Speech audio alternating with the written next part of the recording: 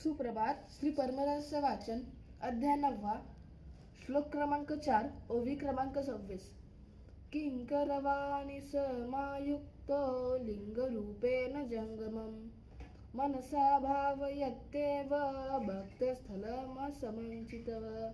किंकरवाणी वृत्ती धरवणे, शांतिरूपी मन लीन होऊनी, लिंगजंगम एक रूप मानुनी, सद्भावे पूजिजो तो माझा मुकुटमानी, माझा महाभक्त शिवसंचार संपन्न, त्याचे माझे शिवपण मिरतसे. तो भक्त भक्त स्थळा लागी, जीवन जीवाया लागी, आम्ही मनोनी सर्वासंगी, भक्ती नांदतसे उल्हासे.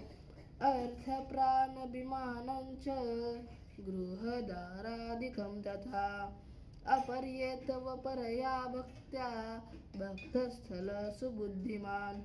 अर्थ प्रामाणी भान, पुत्रदार हे गृह जान, सर्व हे कीजे अर्पण, लिंग जंगमी भक्तने काया वाचा मने करून, उदार व्हावा भक्ती लागेन, एक भावे तल्लीन होऊन, समर्पावे जंगममी.